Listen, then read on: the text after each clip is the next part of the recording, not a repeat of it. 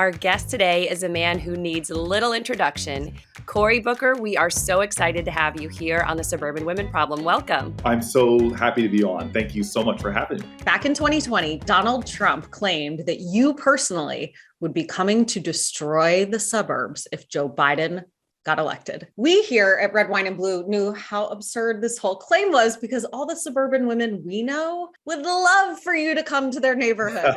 We even made a video about it. Suburbia has got to wake up because if they get in, you know who's in charge? Cory Booker. If Biden wins, Cory and Beto are coming to the suburbs. Yeah, Cory Booker, I know. I know, Beto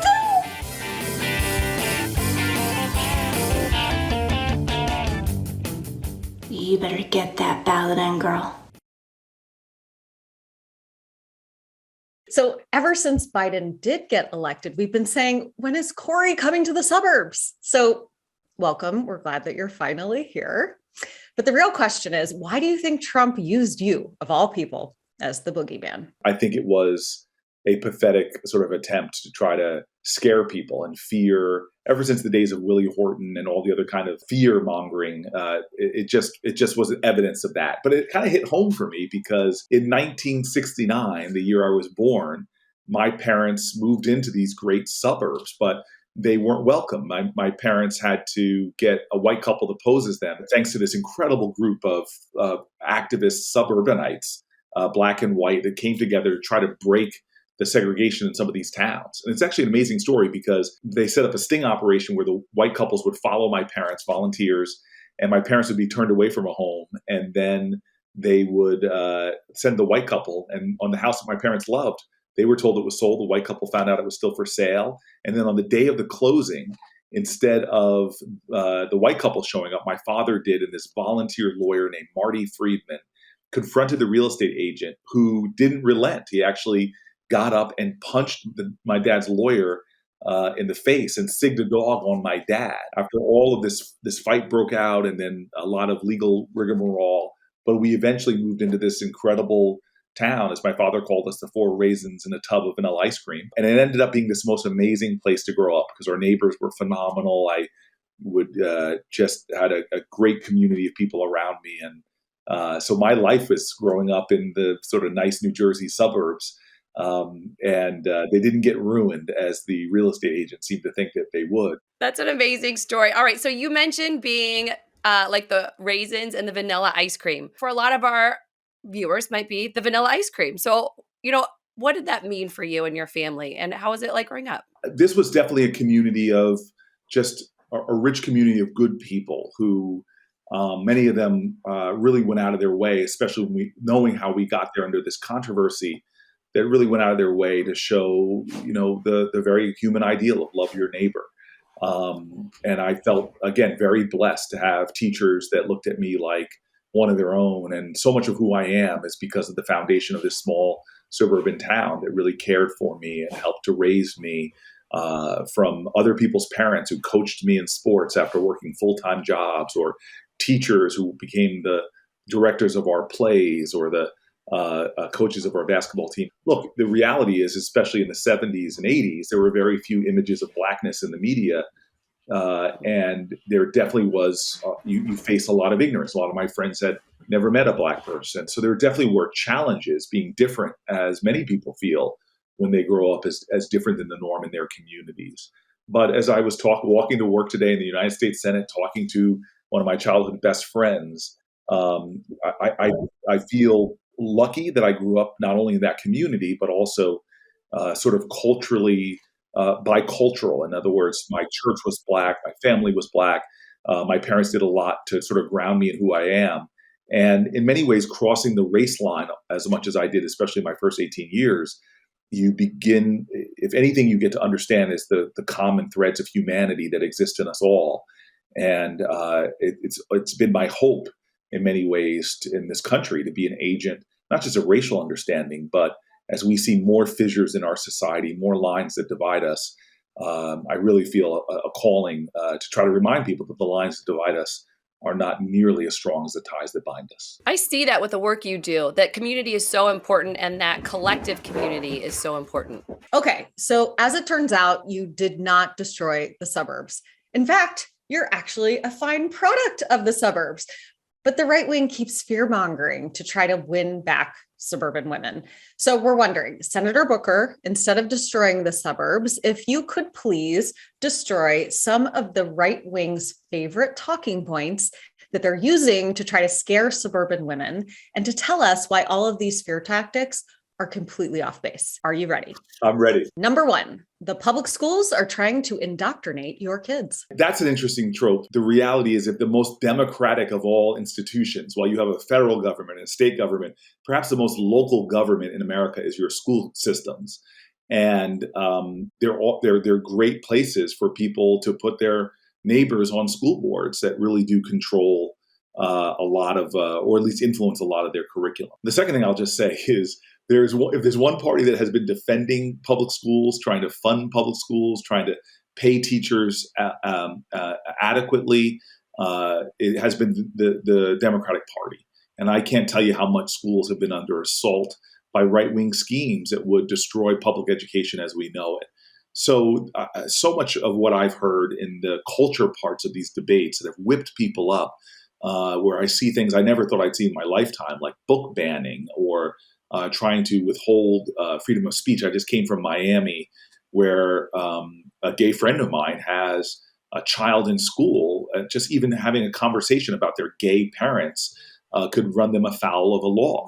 And so those are the kind of stuff that to me seems stunning in a nation that values freedom. Yes. That savors this idea that one of the best sort of instruments of a democracy is a vibrant public school system. And I'm proud that we are the party of public education. And it's something that's been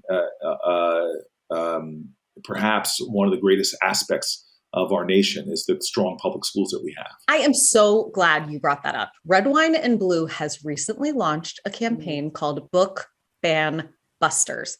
It brings together moms from all over the country to fight book bans. When I hear this idea from the right wing that our public schools are somehow trying to indoctrinate all our kids, all I can think of is, are you kidding me? It's these politicians trying to ban books and pick and choose what lessons our teachers can teach. They are the ones trying to indoctrinate our kids by imposing their political agenda on our children. This is not the 1950s. This is not what I want as a suburban mom. I am here for my kids and I am here for our public schools. Well, I love what you say about it not being the 1950s. The reality is a lot of these books have been used in children's curriculum for decades and decades. And then suddenly you're now not going to teach The Bluest Eye.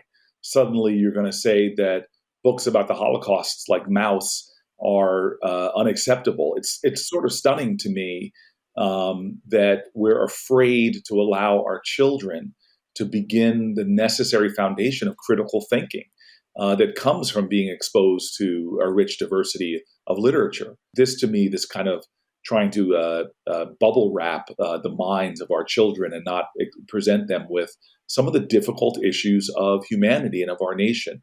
It's very frustrating. And again, I think any society that is banning books or burning books or creating that book I read in high school, 1984, sort of Big Brother censorship is a time for all of us to organize and be active against this kind of, frankly, authoritarian government that wants to stop the freedoms of thought, freedom of education, and the kind of exposure that helps all of us in our development. That's such a good point. I love the comment about bubble wrapping their brains. That's like now the imagery I have stuck in my brain. And I think you're right. It's about not wanting our kids to think critically. The next talking point is near and dear to my heart as an economist. All right, inflation. All because of Biden. Well, I think that anybody can just look outside of this country. There is a crisis of inflation going on all around the world. And I'm sorry, you could afford Biden a lot of power, but that ain't it. The reality is this inflation is being driven by a number of things. One is a global pandemic that sent shockwaves through supply chains. And so suddenly you have a supply and demand problem. Now, interestingly, we have a greater demand problem because what often happens during recessions is people fall into poverty and fall into crisis. So you may have shocks to the supply, but the demand drops because people simply can't afford things. Well, President Biden got in and did things like stimulus checks and increased unemployment insurance. So no family went that far down into crisis. Now, many did. When Biden came in, there were these food lines, if you remember, that were stunning. But he found ways to make sure that families didn't fall into crisis and had disposable income to spend on things like, hey, food and diapers. That supply shock, the consistency of the demand, thanks to President Biden, has created inflation. But there's something else that's created inflation that we're not talking enough about. If you look at the last 10 years of all the corporations at the S&P 500, their 4 most profitable quarters were all last year. In other words, corporations are not simply passing on their costs to consumers. Corporations are making extraordinary profits by jacking up prices to consumers under the guise of supply and demand challenges. And so when you see the companies making these kind of record profits during this time of crisis, you can see that a lot of this has to do with corporate gouging as well. And that's very problematic. We're seeing that in particular with these oil companies right now. The rises at the pump have so much more to do with the greed of these oil companies who get billions of dollars in tax subsidies from our taxpayers, that here in a time of global crisis where there's a war in Europe, they are profiting off of Putin's war by gouging Americans at the pump. And that is unacceptable to me. And I've joined some people in the Senate to try to do something to stop what I think is this unjust enrichment at the expense of the American public, of industries that have benefited from corporate welfare for a very long time. That is such a good point. When we have these corporations that are so large, they have the market power to raise prices, and we don't have many choices. So really what you have is a market that's not very competitive, and you have buyers that don't have a lot of great options. What option do we have not to buy gas, right? We have some, but not a lot. That is such a good additional point that I should have made, and I appreciate that. You know, look, what we've been seeing over recent years is this major corporate consolidation. We have not been enforcing antitrust laws for a few decades now. And so suddenly you have, in many different sectors, from agriculture from farms to pharmaceuticals, very few companies controlling large lion's share of the cost, so that they don't have the natural competitive pressure. I believe in free markets. I believe in competition. But now we've created this near monopolistic world where 3 or 4 companies control all of our pork in this country or chicken in this country, and they don't have the competitive pressure. So what they do during times like these is they can then set prices well beyond what they need to be, and there's nobody that's trying to undercut them through competition. And so you have artificially high prices and therefore artificially high profits. Bam, nailed it. Okay. I know you two could talk about the economy all day long, but we got to keep it going here. We got to get to the next right-wing talking point, which is crime is skyrocketing and the Democrats do not care. Well, I love how a lot of these trends, including inflation, started under Donald Trump, and nobody points to that.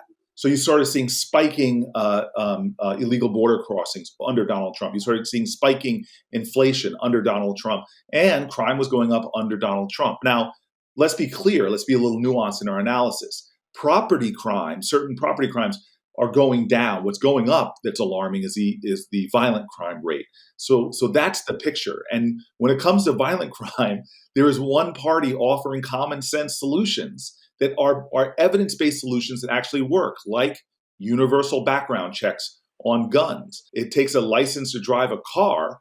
Let's create a licensing process for guns. Well, when Connecticut did that, their violent crime rates dropped 10 to 20%. But you have states, and I think Ohio, you can correct me if I'm wrong, is pushing legislation right now that says you don't even need a license for a concealed weapon. They just passed it. Yep. Police were actually against that bill in this state, and it got passed anyway. It's very frustrating to me that we are in a nation where we're seeing the number of people being shot and the suicide rates, access to guns, where we can't even pass common sense laws regarding gun storage, or common sense laws that with people that are suffering serious mental illness can be temporarily suspended from being able to access guns.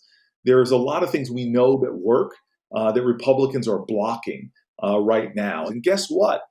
We already also know some of the things that stop crime aren't just more police or less guns. They also have to do with elevating the well-being of families, Yes. giving them better access to mental health care, giving them under less economic stress, and more drug treatment. Expanding Medicaid helps to lower crime. So if you look at crime as a holistic picture, ultimately violent crime is often the symptom of underlying problems. The agenda of Democrats in the Senate goes to the core of these issues, be they mental health, drug treatment, economic empowerment, and more, that have proven to lower crime, not to mention trying to help to make sure that people have less access to guns in our communities, to prevent the kind of violence we see sporadically in shootings in communities, and then awfully, unfortunately, at times, these mass shootings that we see in our schools and our places of worship and our communities. Congratulations, Senator Booker. You have successfully destroyed some of the top right-wing talking points being used to try to win back suburban women. So now we want to turn to a major event happening this week, which is Judge Ketanji Brown Jackson's confirmation hearings. She would be the first Black woman on the United States Supreme Court. Last month, you released a statement that I love where you said, "This is a Jackie Robinson moment for our nation." As the only member of the Senate Judiciary Committee who is Black, could you tell us more about what this means for our country? We are a nation that's had 115 people ever serve on the Supreme Court. 108 of them have been white men. When Ronald Reagan appointed the first ever woman to the Supreme Court, we know that there were generations of women before that that were qualified for the Supreme Court. Heck, we've had men on the Supreme Court who didn't go to law school, who never practiced law. But we know that there are qualified people who are not represented. What does it mean to have gender diversity on the highest court of the land, people whose lived experience expand their empathy and understanding of a lot of the issues that come before the court? We know that diverse teams are better teams. Everybody said this, from major consulting firms like McKinsey to massive longitudinal studies at business schools like Harvard. They know that diverse teams are more successful. We should have that reflection of diversity in our government in all levels, in all areas. And so this is a big moment. And for me, it's a very emotional one. Judge Ketanji Brown Jackson, her daughter, wrote this very powerful letter to President Obama when she was 11 years old, asking him to consider her mom for the Supreme Court. And I just wonder about that moment, that a little girl believes it's possible for her mother to break a barrier. And I think that when we do confirm this extraordinary woman, this qualified woman who brings not just gender and race diversity to the court, but also somebody who was a public defender. We've never had a public defender on the Supreme Court, even though the majority of people who get caught up in our legal system are indigent and can't afford attorneys. I just wonder that her very presence there will inspire a lot more little girls and little boys around this country to dream that their mom or their dad, no matter how different they may be than all the Supreme Court justices that have come before, that can really dream that one day the highest court in their land can really reflect the rich diversity of our country. Yeah, you've got to see it to be it, right? And it's not just good for girls. I tell you, I grew up with this phenomenal mother. Even though she teased me on my presidential campaign, she would introduce me and say, behind every successful child is an astonished parent. And my mom really was this woman who raised my brother and I. But, James Baldwin said children are never good at listening to their elders, but they never fail to imitate them. I had this model of this mom who worked, who led in the community, who volunteered, like the women I'm talking to right now, or activists. And that was great for me as a man growing up, a boy growing into a man, to see such an extraordinary woman, professional woman, as an example every single day. And so I'm tired of seeing these studies that come out of universities when they ask 100 students to imagine a CEO or imagine a president or imagine whatever. And like 98% of the men and women and students that are polled in many of these studies will picture a male or picture a white male, because we still don't have that reflexive imagination. And I do it. My implicit bias. Well, I'll find myself making the mistake. They said, I saw my doctor. Oh, what did he say? I'm sorry, what did they say? we still have these implicit biases rife within our society because the extraordinary, competent, qualified women often are not the ones selected for positions of leadership and import. We still have a Senate that is woefully lacking gender diversity. There are no Black women in the United States Senate. Heck, I'm only the fourth Black person popularly elected to the United States Senate. We have a long way to go to begin to really break these glass ceilings until they're completely shattered and there's no limitations. And that's what I'm really hopeful for. Let me leave you with this question. I've answered it too long already, but it really is one of my favorite moments as an American, where it's President Obama's inauguration, and my grandmother, born 2 years before women had the right to vote, was asked by a reporter at the inauguration, did she ever think she would live to see a Black person be president of the United States? And my grandmother looked at the reporter, and I didn't know what she was going to say. And she looks at the reporter and says, "No, I did not believe that."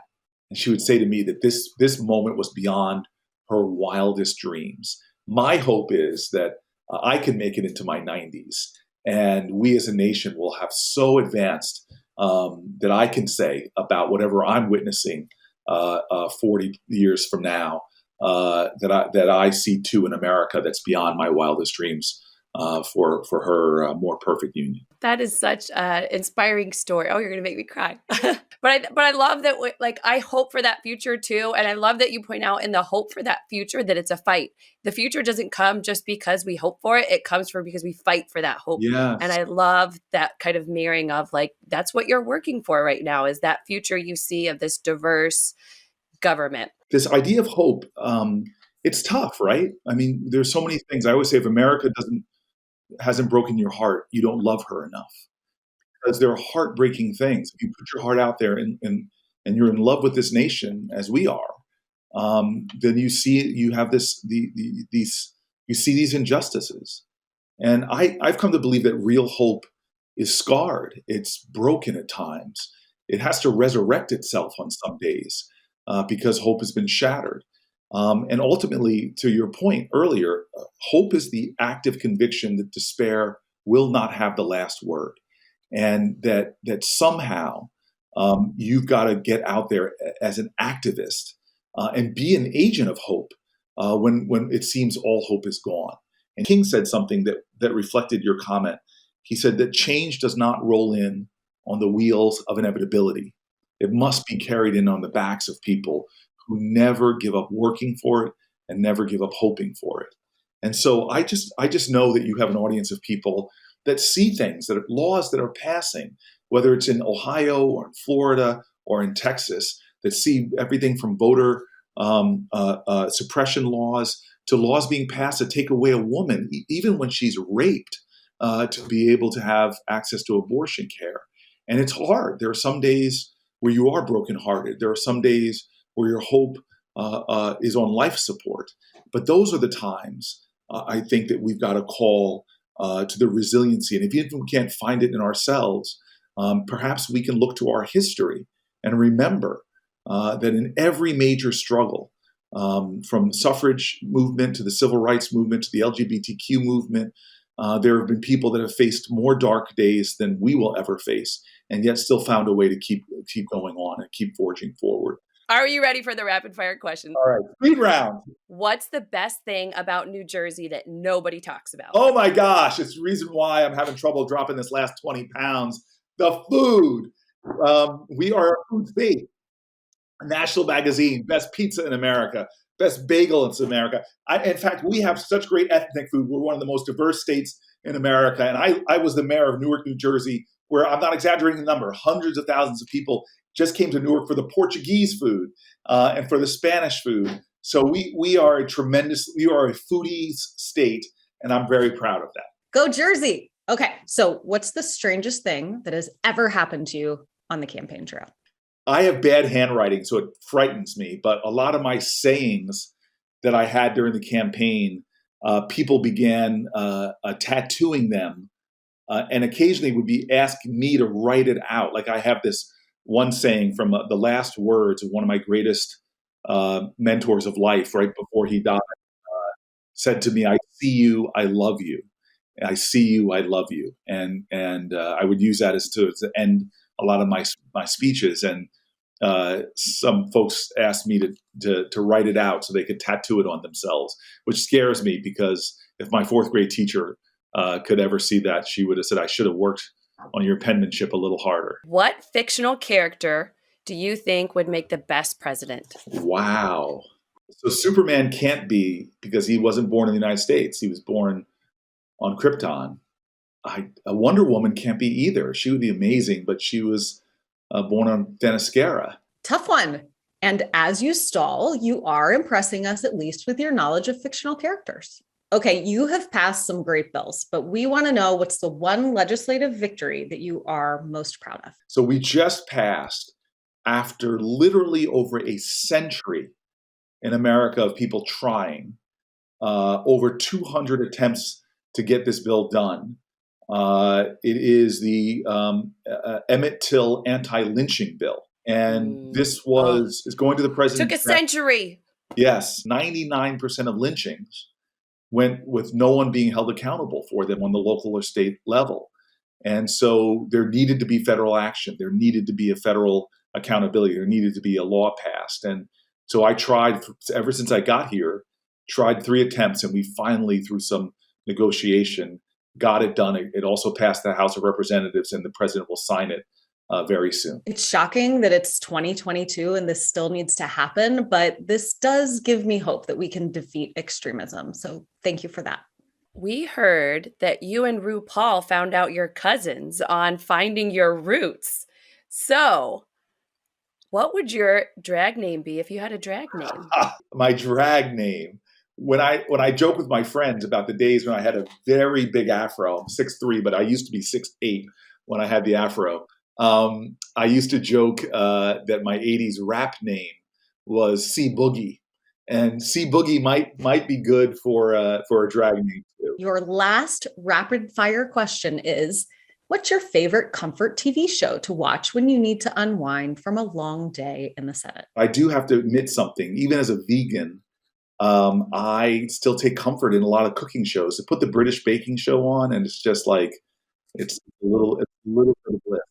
It's so good. I watch it with my 7-year-old all the time. And they're so nice, for crying out loud. I love kindness, and the competitors are just gracious to each other. It's just a wonderful little world under that tent. That is true. And actually, so before you go, I have to also say, when you made your announcement to run for president, sorry, you might hear my dogs barking right now, but there was a picture of you on the New York Times, and you're in Akron, Ohio. And I was like, hey, I was there. Oh my gosh. I was so excited.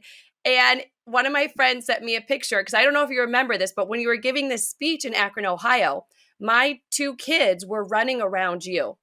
And they were the only kids there, and they were throwing Cheerios. You were stepping on Cheerios. And literally, when you gave your speech, because you walk around a little bit when you give a speech, you would crunch. Yeah. And everyone hear you talk, and they would hear a crunch. And I swear to God, you did not miss a beat. The picture of you was like amazing. I know why the New York Times did it. And I was like, oh man, they should take the other picture. Like, I think it's even more amazing he's doing this while his feet are crunching, and my 2 toddlers are just running circles around him. And he's acting like nothing's happening. So I thought that was so amazing when I saw that picture come out. And I shared that picture with all my friends, that it was like the behind the scenes, not behind the scenes photo of my kids running around you. I love it. I love it. Well, I hope to come back out there to Ohio and see the kids again, and get to walk upon Cheerios one more time. Thank you so much for joining us and for being here with us on the Suburban Women Problem. I'm so grateful. Can I ask a question? Why the Suburban Women Problem? So we call the podcast the Suburban Women Problem, thanks to your colleague, Senator Lindsey Graham, who, following the 2018 election, went on Fox News and he lamented, oh, we have a suburban women problem, and it's real. And so we reacted to that by saying, heck yeah, you have a suburban women problem, and we're going to keep it that way. We want to keep the suburban women problem alive. Well, thank you for discussing the problem, but in many ways through your voice and your connections and the audience that you're attracting. Thank you for being part of the solution. Thank you, Cory. Thank you. Thank you.